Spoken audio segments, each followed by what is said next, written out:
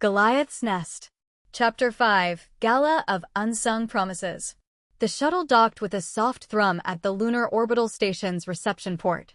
Beyond the reinforced viewport, Earth hung like a pale marble against the blackness, its swirling blues and greens faint, distant, yet pulsing with the weight of centuries of unity. Julius paused a moment in the airlock corridor, adjusting his cufflinks, smoothing the crease of his lapel.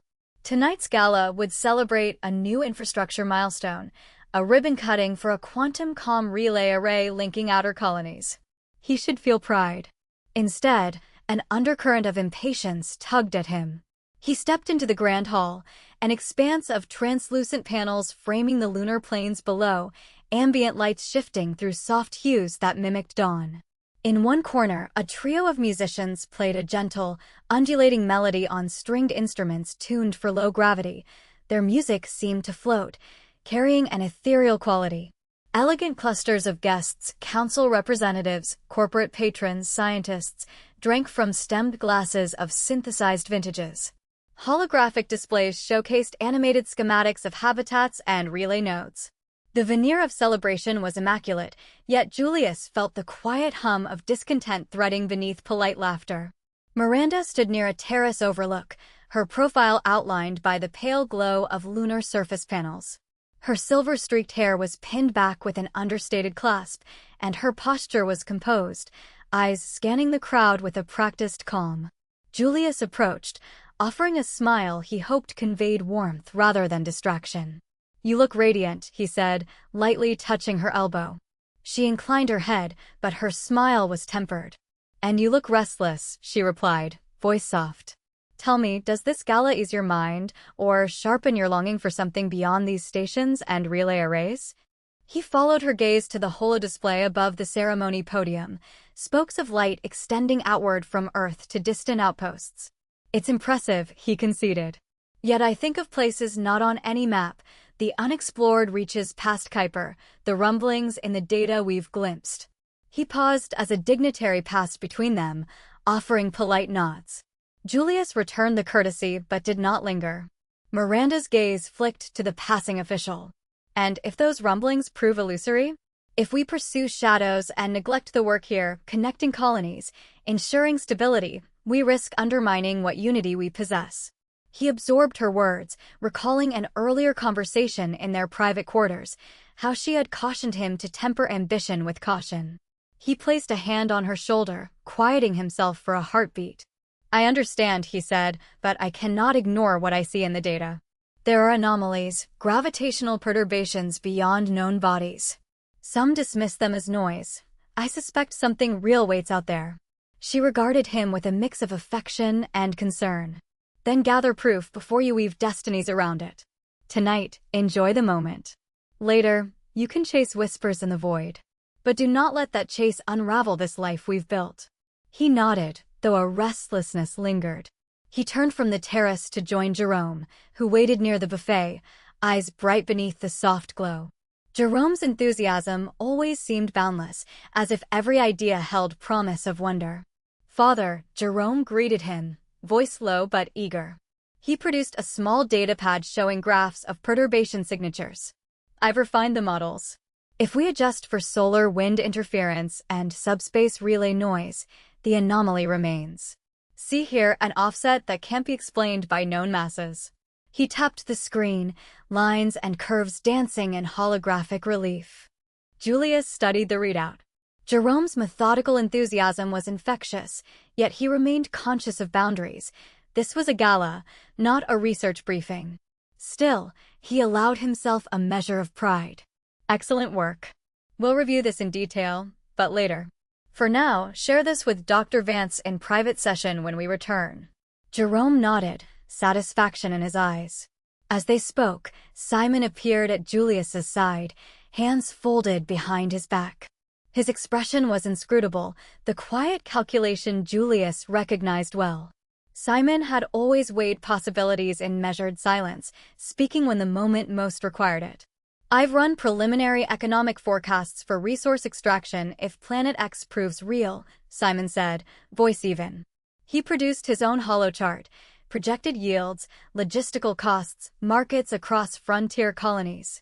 If the anomaly signifies a substantial body with moons rich in minerals, the potential benefit is enormous. But initial investment and risk profile are high. We would need corporate backing plus discreet support from sympathetic council members to obtain permits or bypass them entirely. He allowed a silent pause, the last clause unspoken but understood. Julius met Simon's gaze. The ambition was familiar.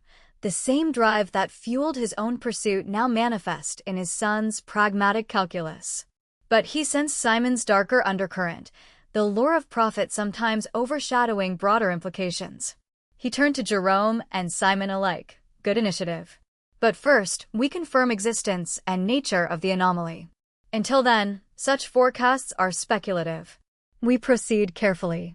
Cynthia arrived then, carrying a small hollow sketch resembling abstract art, a swirling pattern inspired by distant moons. She had been studying visual motifs for a cultural exhibit on frontier life. Julius welcomed her with a gentle smile. She returned it with warmth tinged by seriousness. Father, I wanted to include a piece about exploration's costs, memorial themes alongside celebration. Perhaps an exhibit titled Echoes of Journeys Unseen. It might remind people that discovery often carries sacrifice. Her tone was quiet but firm. Julius felt a pang. She had already internalized the balance Miranda stressed.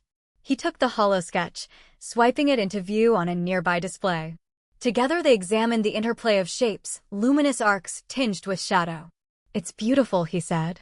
A reminder that every new horizon has history behind it, and futures shaped by choices we make. She nodded, eyes reflecting both hope and caution. Across the hall, dignitaries prepared to speak. Julius excused himself and family to approach the podium. Under the attentive gaze of assembled representatives, Julius ascended the dais shortly after the keynote speaker concluded. The ambient hum quieted, conversations hushed. He took a breath and spoke. Honored colleagues, friends across the system, tonight, we celebrate a milestone in our unity, the expansion of quantum relay arrays linking every inhabited outpost. These links carry more than data. They carry our shared aspirations, our hopes for cooperation and progress. Yet, as we knit closer together, I am reminded that our curiosity beckons us farther. History shows that stagnation breeds decline. While we strengthen our connections here, I believe we must also look beyond known frontiers. He paused, scanning familiar faces. There are whispers of an unseen world beyond the Kuiper belt, a world long speculated, now hinted at by subtle perturbations in our data. Some say these are mere noise, others say caution dictates we ignore shadows. But I believe that curiosity and caution must walk hand in hand. If that world exists, and if it holds resources, knowledge, or truths that can uplift humanity, we owe it to ourselves and to future generations to explore responsibly. A ripple of reaction passed through the crowd, nods from some, frowns from others. He continued, "Tonight, I do not ask for bold declarations or immediate commitments. Rather, I propose the formation of a special review council, scientists, ethicists, engineers, and representatives from every colony to assess the evidence and plan potential surveys. Let us debate openly, weigh risks and rewards, and ensure transparency. If we proceed together. If we decide restraint is wiser, we stand united in that choice too."